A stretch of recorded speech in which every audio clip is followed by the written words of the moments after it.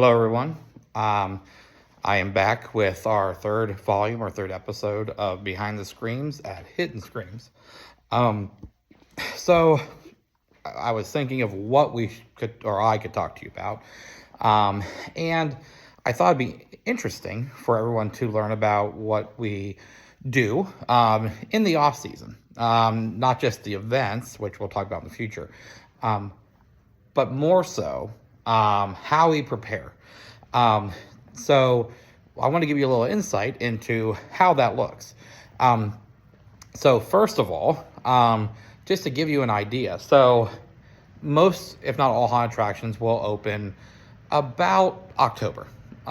We do have a lot of haunted attractions that are starting to open earlier. Many will open end of September, mid-September, even as early as the beginning of September. Which, I mean, if you can make that work, that's great. We just operate in October. We do go into November 1st. So personally here at Hidden Screams, we will operate from the beginning of October, the first weekend to be precise, and we'll end the final weekend, which is October 31st, Halloween, and November 1st, which is a Saturday. Our last night will be a lights out event where your group, you and your group, usually no more than 5 or 6 people, will be given one glow stick. You will go through our attraction, and you'll be able to try to make your way through in the dark, and hopefully be brave enough to do so. We had a lot of people chicken out during that time. Heck, they chicken out before we get to lights out. So if you make it to lights out, you're pretty brave. But like I said, it is a great show, but we usually operate anywhere from 8 to 10 nights in a season. Some places will operate anywhere from 12 to 20 nights, if not more. There are the very few attractions that are open almost like 30 days, meaning that they'll usually operate for a couple weekends in September, and then usually in October they're open almost like every single day. And that's maybe a handful of attractions around the country. Very few do that just because it's a lot of work. And that usually is done by those who your haunt is your full-time job, which we would love that to be the case here. But like I said, we do have to have our full-time jobs, which do help to sustain the haunt on top of the haunt making its own money. But like I said, we figure we try to educate you on how this thing, continues to work. And we have so many topics we're going to cover in our behind the scenes with Hidden Screams. So we're looking forward to continuing these videos and you getting to know more about us, our cast and crew, the industry itself. There's just so much to it that people are just not aware of. They just don't know a lot of this exists. Or they don't really understand really who or what we are. They just think we make scary things or do scary things, but they don't realize there's so much more to us than that. So like I said, this is an educational moment to really teach people and show people like who we are, what we do, and how we do all this, because it's a year-round thing. I think many people have this thought that we're just turning lights on and we come in year to year. And I wish it was that simple. I wish we could just turn these lights on and everything would just be good to go. But we do have to put a lot of work and effort into it. And as I mentioned in a previous video, we do not try to have a bad show. Nobody does. I mean, I don't think there's anybody out there that intentionally spends a lot of money to have a bad show. I mean, this costs money. This is, even for the well-to-do haunts, the ones that have money. I mean, they had to at some point invest either their money or someone's money to get started. Someone's money got invested to make it work. So somebody started it with someone's money. So we're not about to just throw thousands of dollars, and when I say thousands, I mean thousands, to have a bad show. It's not worth it. We might as well keep it and go on trips or have vacations or buy nice things. Though I will say it almost is like a kid from a candy store when you go to a Halloween store or you go online to buy stuff. It is very similar for us as haunters. But once again, we could use this money somewhere else, more for us personally, and we use it to give you all, our fans, our customers, our patrons, an amazing show, an amazing opportunity. So, like I said, we wanted to educate you on exactly how does we prepare for this time, because, like I said, we don't walk in and it's ready to go. So, what do we do? How do we prepare for this? And what does it take and how long? So, after we close, usually sometime in November, and this is most haunts, we all go into what's called a hibernation season. Now, if you're like us here at Hidden Screams, we're gluttons for punishment, meaning we barely ever get to rest, even in the hibernation period, which is usually from November until like the first week of January. We sort of like take time with our families, our friends, our loved ones, and celebrate the holidays, Thanksgiving and Christmas, which is a nice reprieve after all the work we've done all year to prepare for a month's worth of shows. So it is nice to have that downtime. Now, like I said, here at Hidden Screams, like so many haunted attractions out there now are trying to do seasonal stuff around the whole year. We do have a Christmas show this year coming up. It'll be December 20th. It's a Saturday, 6 to 9 p.m. It is a silent fright, Jack Frost's Revenge. So it should be a really neat story. We're looking forward to it. But that is coming up, like I said, in December. But we have our haunt season, which is before that. But like I said, that's our first off-season event.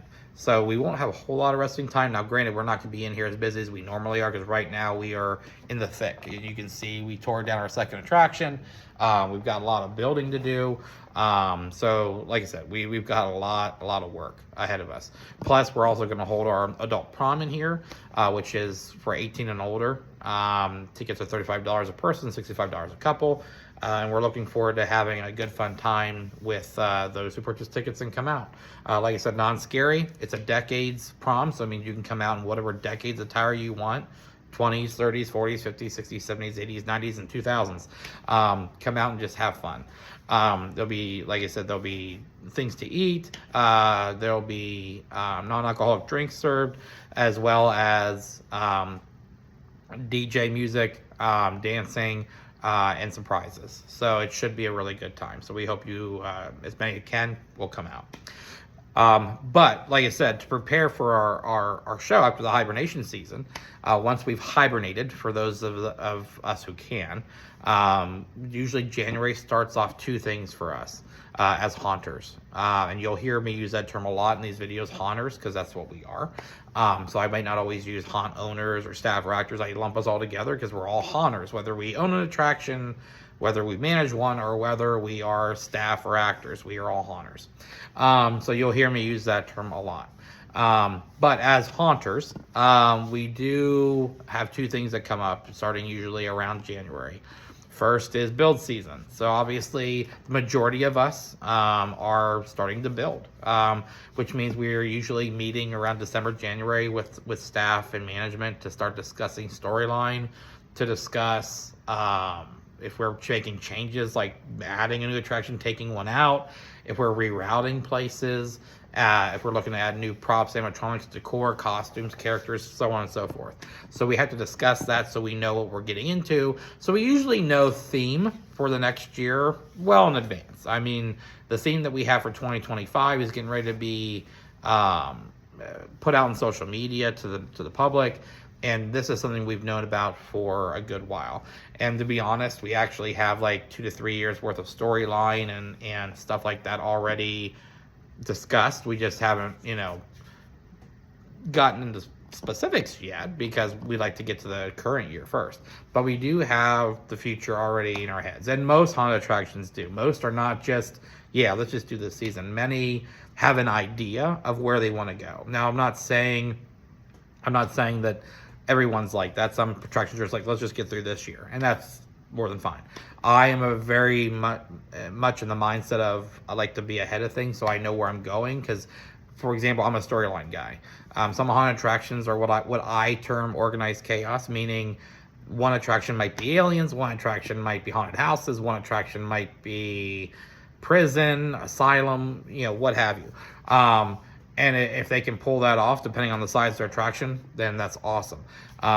Places like us that are much smaller, where each of our attractions is between 5 to 7 minutes long, and the whole entire experience is anywhere between 15 and 20 minutes long, a storyline works a lot better. Plus, like I said, just personally, I'm more of a storyline guy anyway.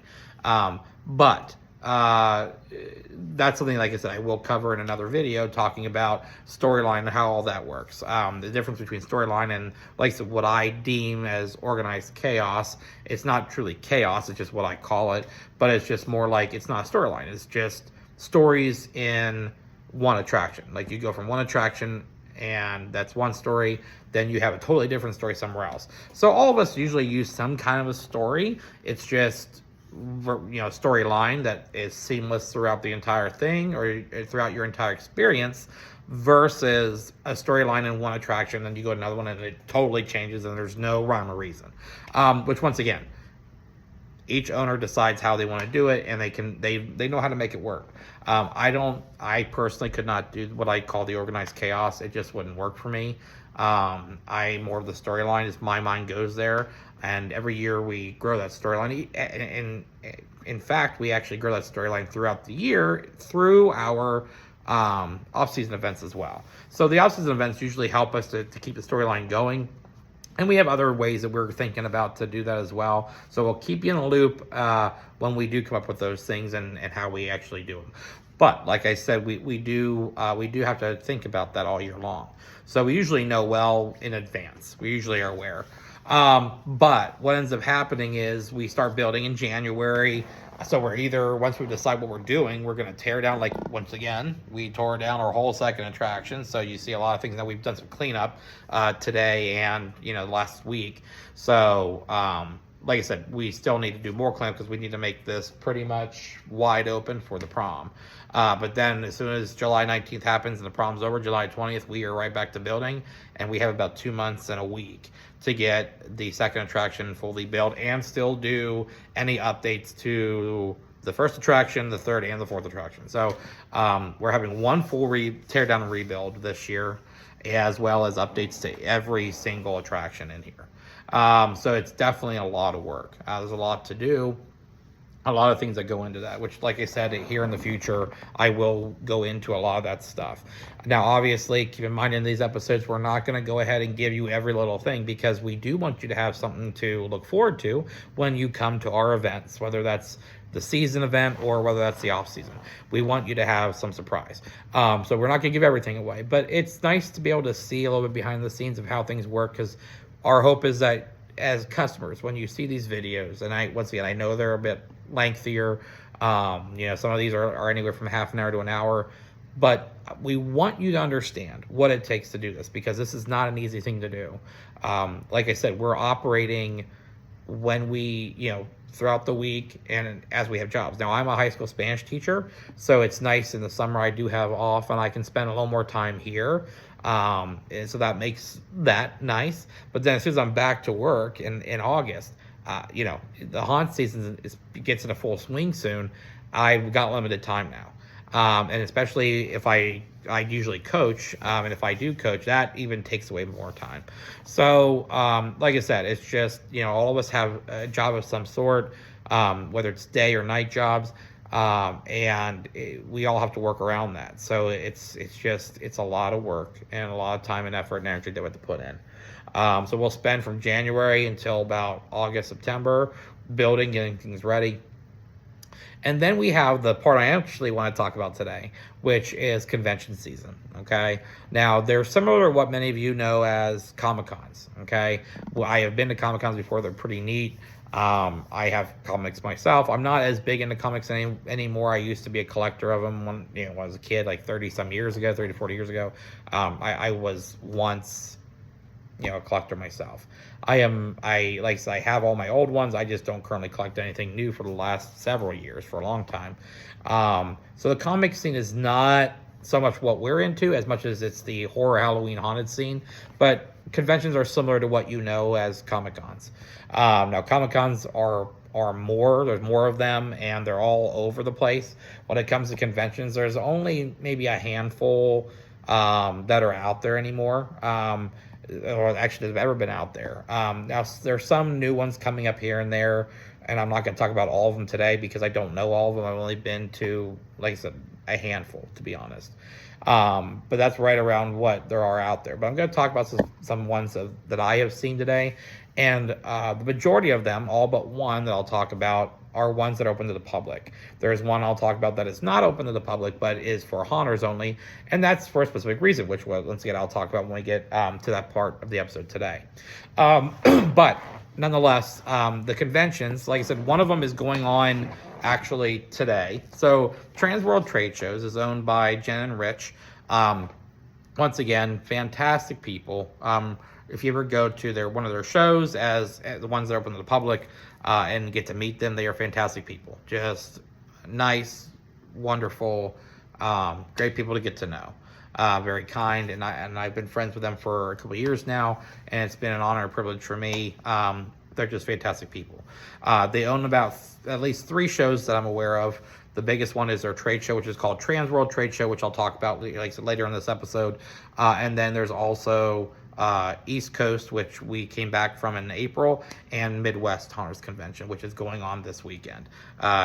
It technically started like Thursday, Friday-ish, but the convention itself is today and tomorrow. I was actually set to be there myself, representing the Chamber of Haunters. I serve currently as their president for the last 5 years. I'm also the founder. It acts as a chamber of commerce for the haunted attraction industry. But I will be stepping down here in July, as I'm passing the gavel on to another person.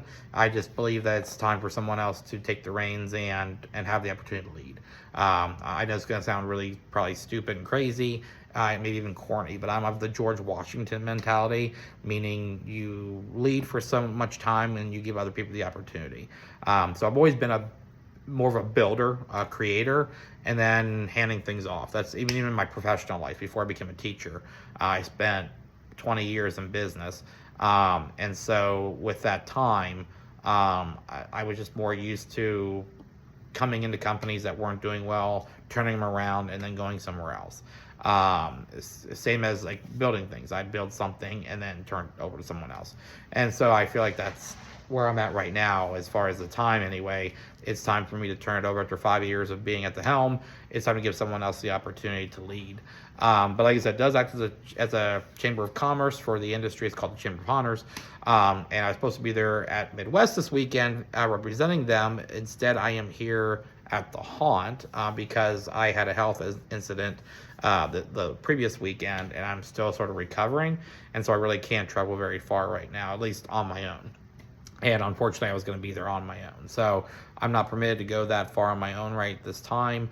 But like I said, I'm making it work. So I miss the people I would see, my haunt friends and stuff like that. But I know they're having a good time, and the show's going really well. So that's good.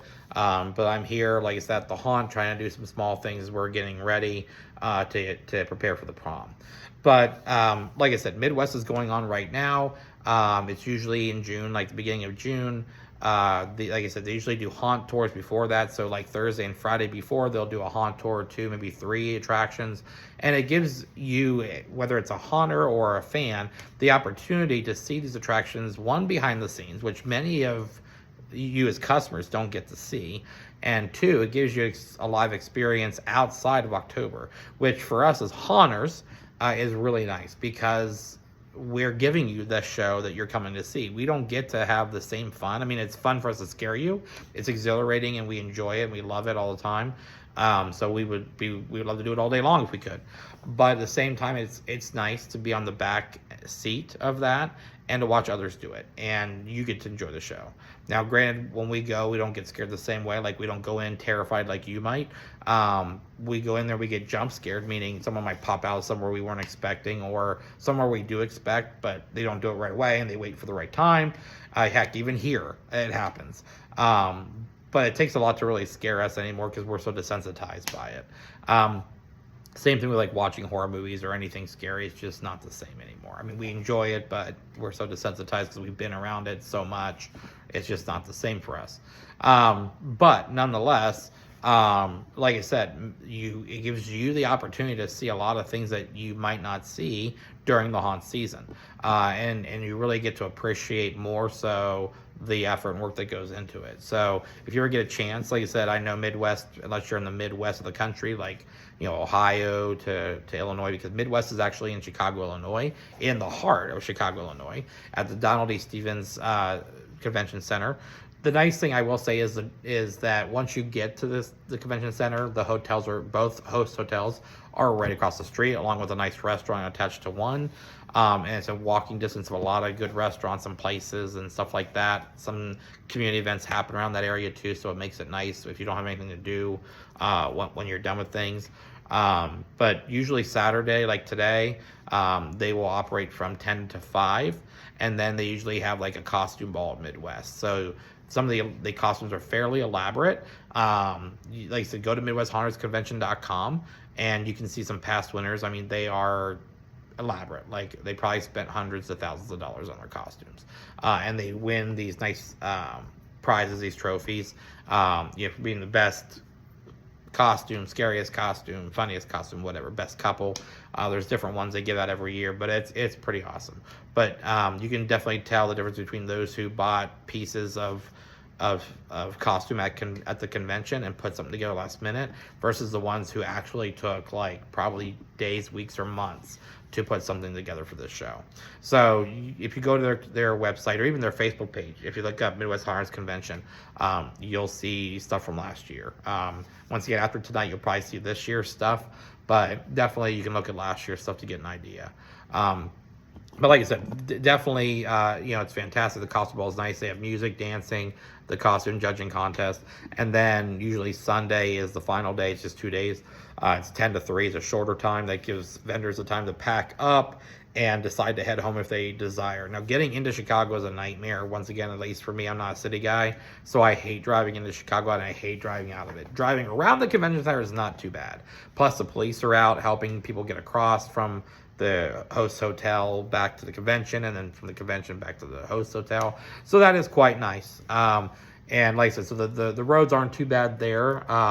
It's a big road to cross. It's like 4 lanes wide on both sides. So coming and going beside the convention center, it's like 8 lanes you got to cross, which is why they have the police out there to sort of help with that, because trying to cross that without them when they're not there is a nightmare.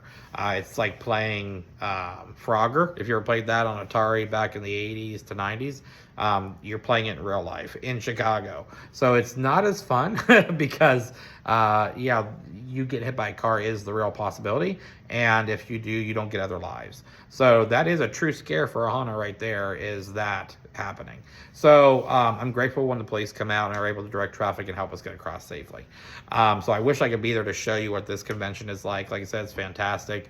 So I'm a little sad that I'm not there to bring it to you live and have you see it as one of our episodes, but definitely hopefully in the future. But like I said, leaving at 3 gives people time to go home if they desire.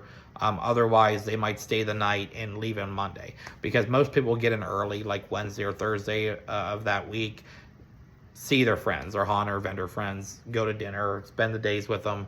Same thing tomorrow. After the show's over, go out to dinner, spend some time here, chat, try to catch up before you have to go back home and start preparing for the haunt season, because this is pretty much one of the last conventions. There's still a couple more, but it's one of it's the last one for Transworld, I'll tell you that much. Because like I said, Transworld has 3. They have their trade show, which is for hunters only. Then they have 2 conventions which are open for the public, East Coast and Midwest. So like I said, when this one's over, then the next one that happens, which I'll talk about, is Texas Haunters Convention. Now, it's not done by the same people at Transworld. This is a separate entity of its own. Texas Haunters Convention is awesome. As a Chamber of Haunters board member, I've worked with them for the last 5 years. It's been in Mesquite, Texas for that time. This year is the first time it's going to be moved to Irving, Texas, and I'm a little sad because I don't think I'll be able to go. A lot of things have come up, unfortunately, and so I don't think I'll be able to make that one either, which I'm a little sad about, because this would have been probably my final year going, because once again, I'm stepping down as president.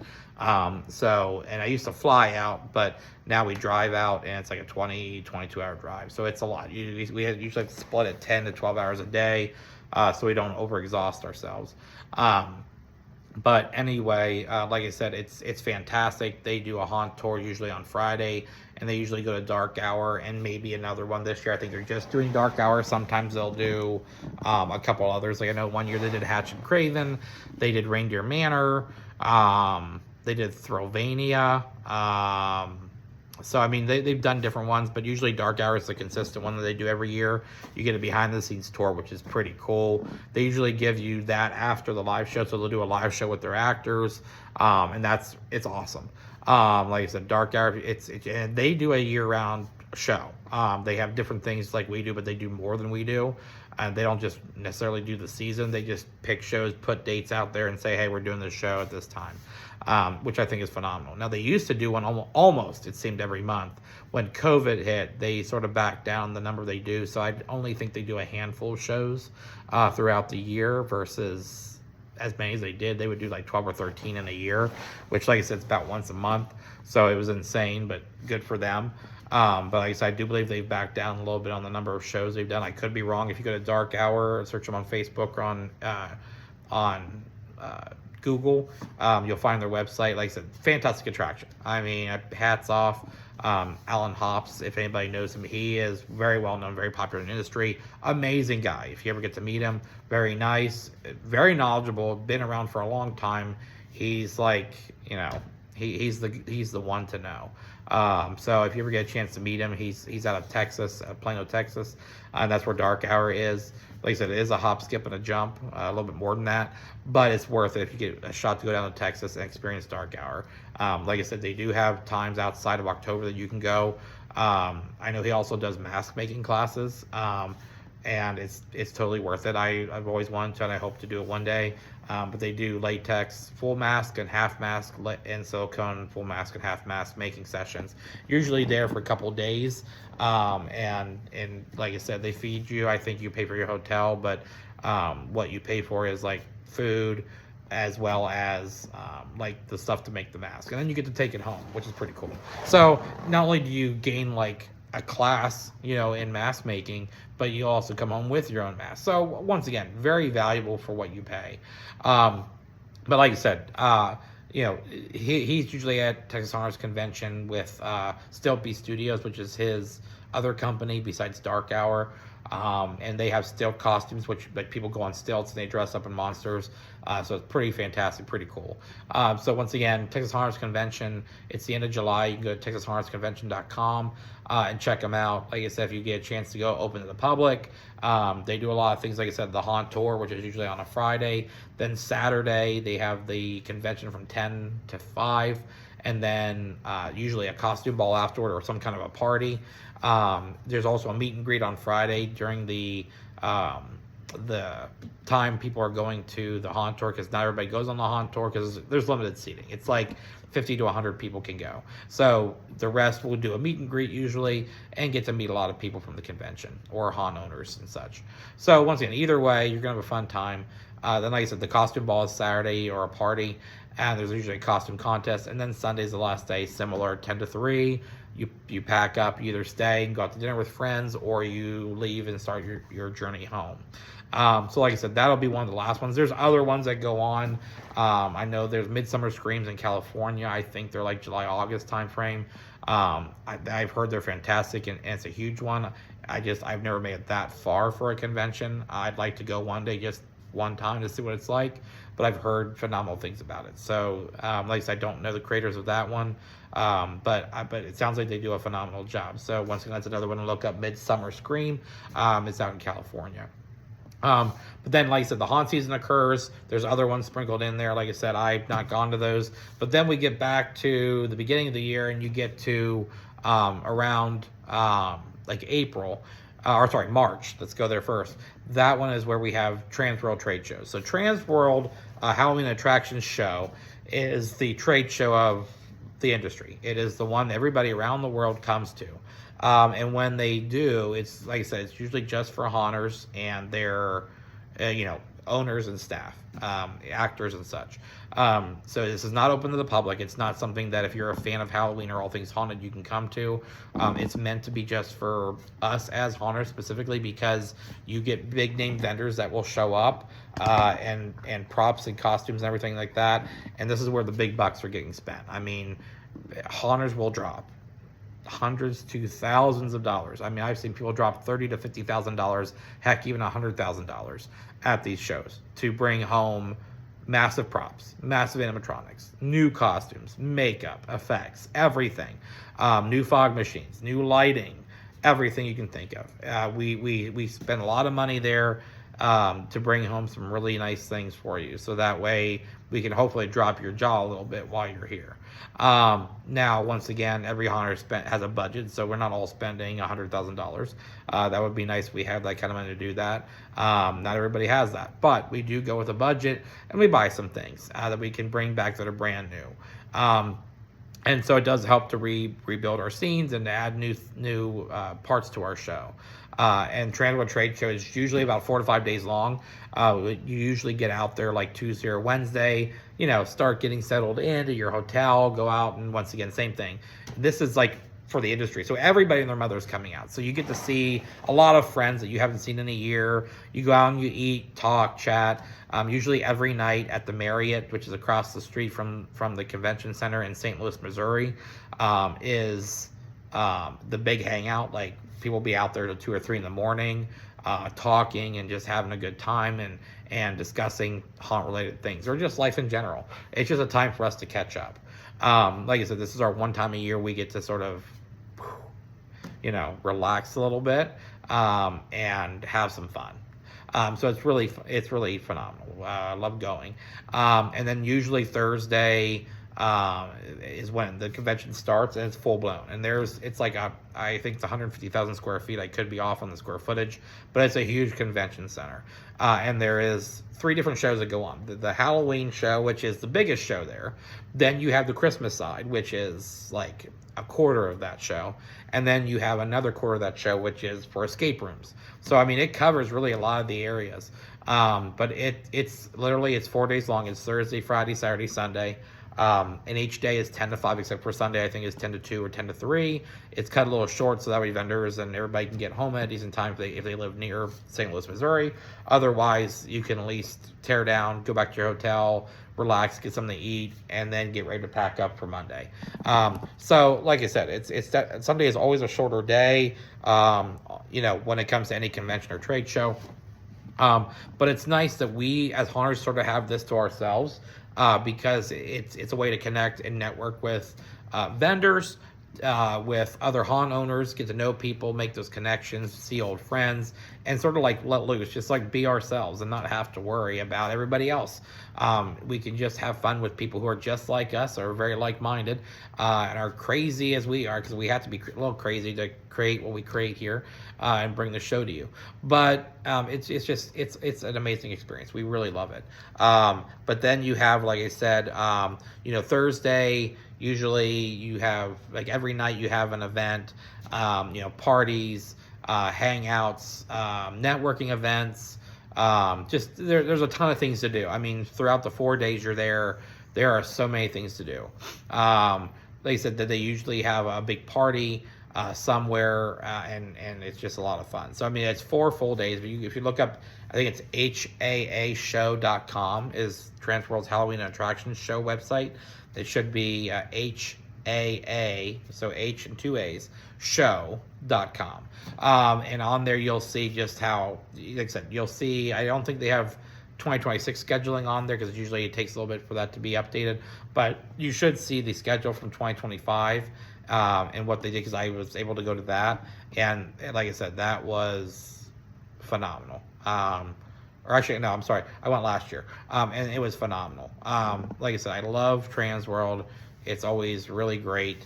So, like I said, hopefully you get to just at least see it on the internet. And usually if you check out, like, if you look on their Facebook page, a lot of people will go on there and record. So you'll see different people showing you the floor, and it's insane. I mean, there's like hundreds of vendors. Big props, animatronics, smoke, fire, everything. I mean, everything you can think of is there. So it's just like I say, it's pretty awesome. You get to see those things. So once again, not something that everybody can go to, but that's where we go to get things that you will then see at our attractions. I mean, that's where we're going to get them, or we place orders and they get shipped, because it's not really a lot of cash and carry at the trade show versus at Midwest or East Coast. A lot of that's, or even Texas. Those are more cash and carry. You can place orders, but they're smaller items, so you can usually take them home. Whereas at the trade show, at Trans World Trade Show, it's more like you do have cash and carry, but the majority is like you're placing a $2,000 or $3,000 order for a prop or animatronic, and they're sending it to you within a month or two after getting home, or a couple months. That way you have it for whatever scene you need it for. But Transworld, like I said, it's a fantastic show. Unfortunately, unless you're a part of a haunt, you're not going to get to experience it. Which, like I said, it is definitely something to see. It's like a bucket list thing, but more so for us as haunters, because it's meant and made for us. So that's like our bucket list thing to do every year, is to go to Transworld. But like I said, Transworlds are so great, they sort of give you the mini version, which is Midwest and East Coast. So now going on to East Coast. So East Coast is the newest show. It's about 2 years old. It started in 2024. Jen and Rich announced it, and it was a dream come true, because for years, East Coast haunters have been looking for a trade show out this way. We haven't really had anything our way. Like I said, Texas has been in Texas for 5 years. They had a show, a trade show, or not trade show, a convention before that, but didn't do so well. But now Texas Haunters Convention has been booming and growing, and they're doing fantastic. But like I said, then you had Midwest and you had Transworld. Both were in the Midwest. One was in St. Louis, Missouri. One's in Chicago, Illinois. And so there's nothing really out east for those who are here. And like I mentioned earlier, Midsummer Scream is in California, so that's the West. So between West and Midwest and South, the majority of the state's fairly covered. But East Coast or the Northeast didn't really have anything. So it was just frustrating for so long, because we'd have to travel the farthest to get to any convention. And it just was like, man, like it'd be nice to have something out east. And thank heavens for Jen and Rich and for Trans World Trade Shows, because they brought us East Coast Haunters Convention last year. And it was fantastic. And as the Chamber of Haunters that I represent, we were able to go there and vend the last 2 years and sponsor their shirts. This is one of their shirts you can see here, East Coast Haunters Convention. You can also see on my arm, like I said, maybe barely, but that's the Chamber of Haunters. This year we're celebrating our 5th year anniversary. So we had our logo put on the arm of each shirt, because we're sponsoring it. The back you can't see, but it's a pretty cool design. It's like, goes back to like that retro style of Halloween, back if you're thinking like the 80s and 90s style of designs of stuff, just very retro and older style. I love it. Like I said, I wish you could see the back. If you go on to their website, eastcoasthaunters.com, or better yet, on their Facebook page, East Coast Haunters Convention, you should be able to see the design, which is done by Sinister Chad Savage. He does great work. He definitely knows what he's doing and does it very well. And he's the one that does the designs for, once again, he did the design for the logo as well as for the design on the back each year for the shirt.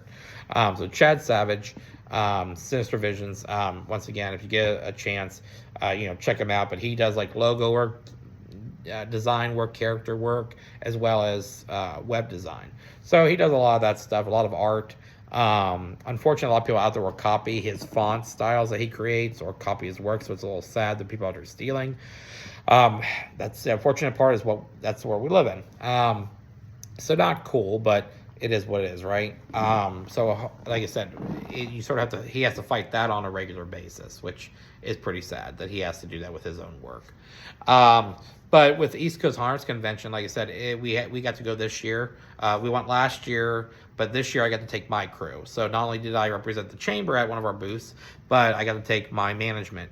So it was my general manager, Steven, that got to go, as well as Stacy, our communications director, and Brittany, who's our assistant general manager. So on Thursday, this was back in April, on Thursday, Steven and I went down. Now, the funny part is, about, 25-30 minutes into our drive, the truck, my truck, the tire blew.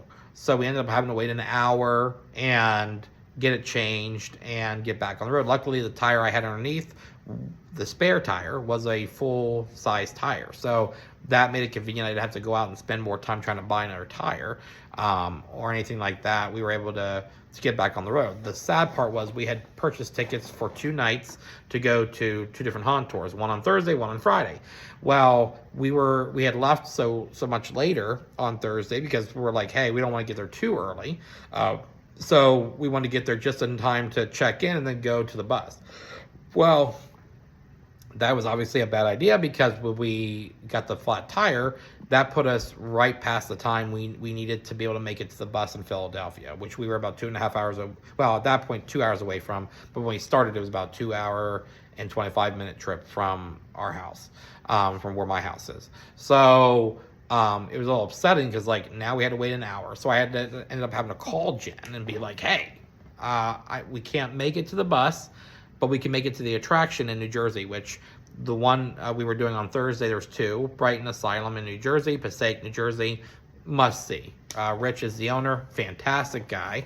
You get to meet him, he is awesome, and he has a great mind. So if you see his attraction, you'll know exactly what I'm talking about.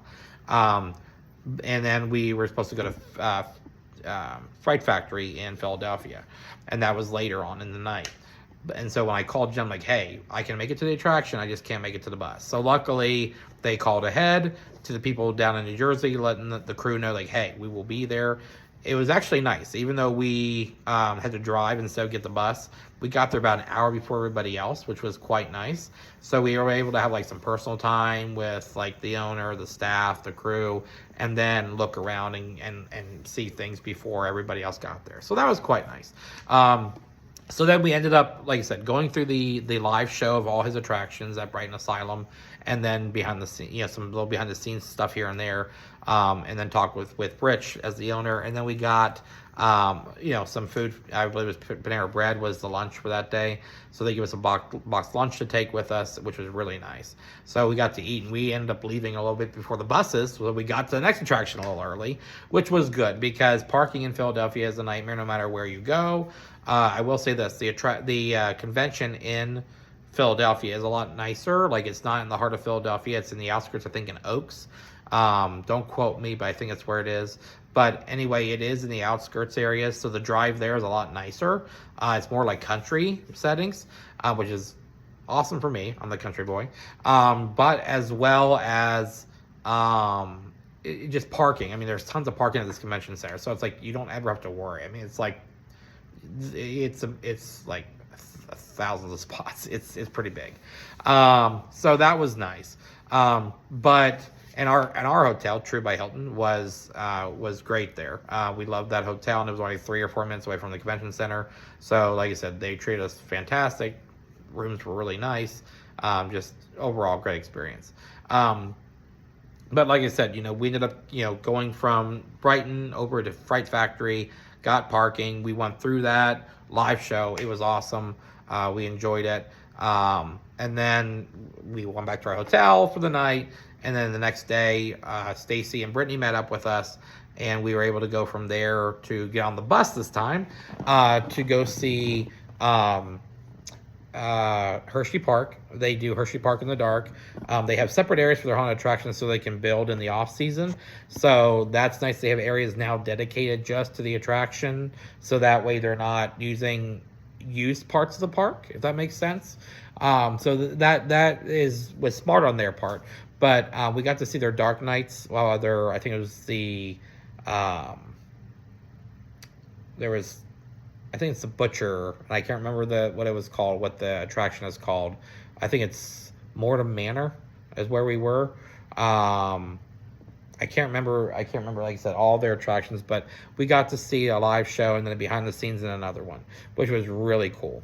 And like I said, they do a fantastic job. I have to give them credit.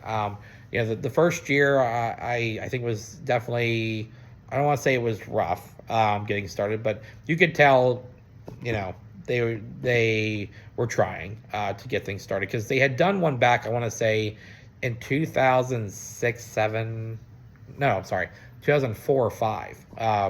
And it was in the park, and it was fantastic. I mean, they did it really just right in the middle of the park, and it was fantastic. A lot of people complained about it. because it wasn't family friendly. Now, sorry, we're haunted attractions. We're meant to scare people. If you're paying for an event in October, chances are you're going to get scared. Okay. Even if it does say family friendly, you're probably going to get scared. That's what our job is. You're paying us to get scared. So it always blows my mind when people pay to get scared but then complain afterward. So probably should stop doing that. If you are really scared, you don't want someone to scare you, don't pay for it. Just word to the wise. But like I said, people complained and they shut it. Like after the season was over, they didn't do it again, which I was sad about because I thought, wow, that was fantastic. Like what they did was awesome. I was very impressed. Fast forward now to 2000, like I said, the 2000 era, and we're talking the 2020s more so. So we're talking almost, 15 years later, and they decided to do this again. Like I said, the first year I was not as impressed. I wasn't terrible. I just wasn't as impressed.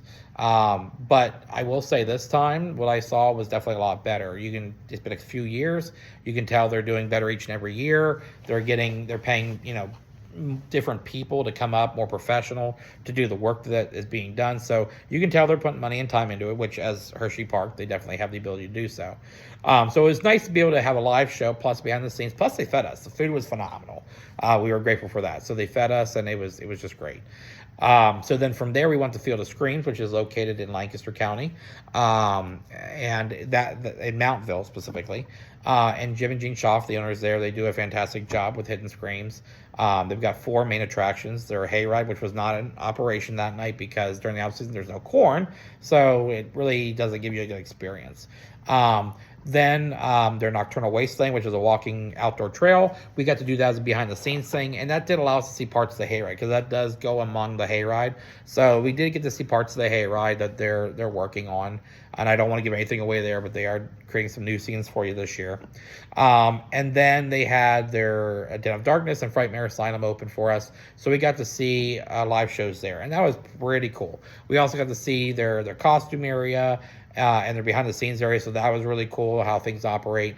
So it's always nice as haunters to be able to see that. And once again, even as customers, because remember, East Coast and Midwest are open to the public. So if you do these haunt tours, you also get a behind the scenes tour of these things, not just us as haunters, but you as haunt or Halloween fans. So keep that in mind.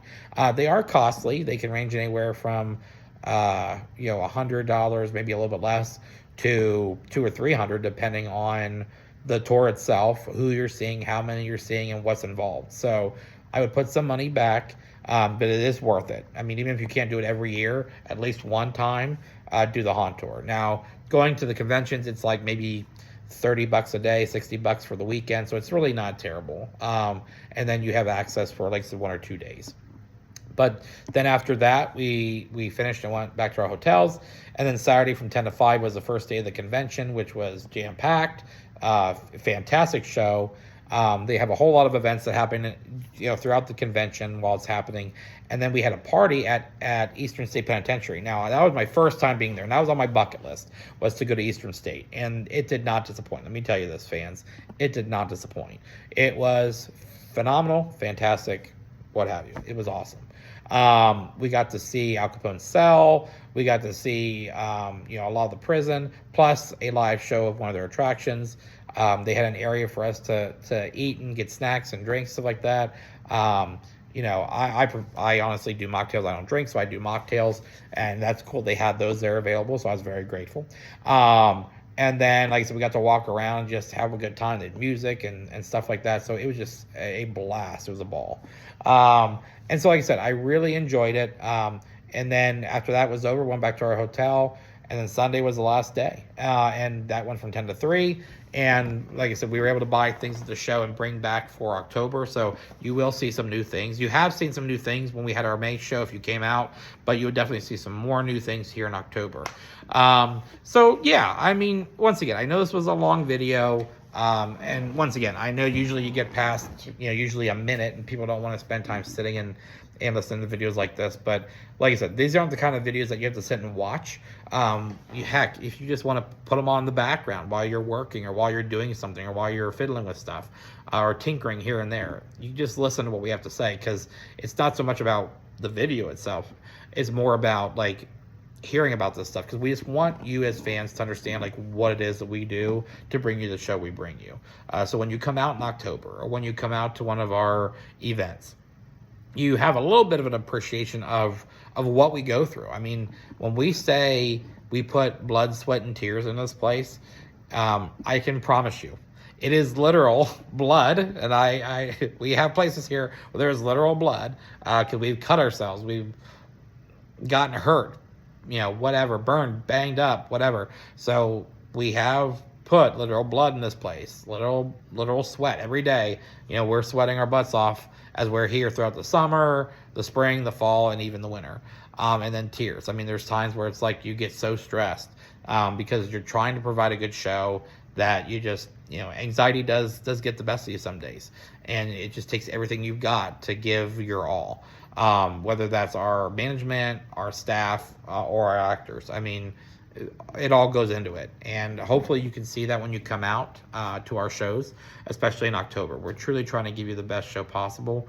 And we hope you're enjoying it. So like I said, these videos, while we're not hoping you necessarily watch them, we're hoping at least you listen and you're getting an education in a way onto what we do as Hidden Screams, as well as the haunted attraction industry itself. There's so much to it that most people don't really know or are aware of, and we just want you to understand what we're doing to make this show as awesome as we can make it. So once again, hopefully you enjoyed this episode. Like I said, I do try to keep them as short as I can while still providing you with the information, the content that we feel will be helpful to you and help educate you the best.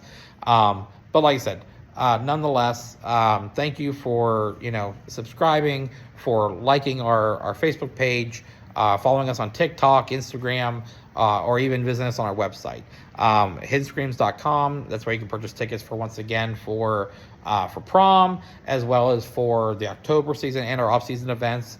If you follow us on Facebook and on TikTok, you'll see any of our events that we go to, like yesterday was First Friday in Lewistown. We are very supportive of our community, and we were very grateful to East End Coffee Co., who allowed us to use their back room because it was set to rain, and it did rain right before, but then all of a sudden sun came out and it became very hot and humid. So it was still worked out because it was nicer to be in an air-conditioned room to do what we were doing, because we were giving away free balloons. Like, we did balloon animals. Pinkie Pie, our clown, she's awesome. Her and her father make our balloon animals or balloon swords. And then we have Maya, who is actually our makeup manager, but one of our artists here. A lot of people will come out and help us, and we'll do like face painting and stuff like that. Actually, my wife and Brittany, our assistant general manager, did it at Kid Connection in Lewistown a couple weeks ago. So, and then Brittany did it, I think, like a week ago at another event. So, once again, I mean, we just try to get out there and have fun. So it was nice to have like a nice air-conditioned room in there. So we are grateful for East End Coffee Company in Lewistown for allowing us their back room so we could be comfortable and still provide this little nice free service to our customers and to the community. But like I said, if you have any topics you would like to hear about or things you'd like to know about, whether it's about Hidden Screams, whether it's about haunted attractions, horror, or even just the industry itself. Like I said, there's a lot of things we're going to talk to you about. And if there's specific questions or concerns you have, please let us know, because I want people to know who we are personally and appreciate us for that. Because once again, we're human beings just like anybody else. And I think a lot of times we're more misunderstood than what people realize. And so we want to make sure that people know who we are and what we're looking to do. So once again, please support us on our social media channels. Check us out on hiddenscreams.com. We have a brand new website we just put out. So it's all updated with our events, our calendar, the October season, our new attractions that are coming out, as well as our new characters for this season. We're, like I said, very big into storyline, which I'll talk about in the future, and you can see that online. Each character has their own backstory, as well as a storyline or legend for this show. So, like I said, check that out at hiddenscreams.com. Let us know what you think. Please subscribe. Please like us on Facebook. Follow us on TikTok and Instagram. And like I said, we hope to see you very soon. Have a great day. Bye.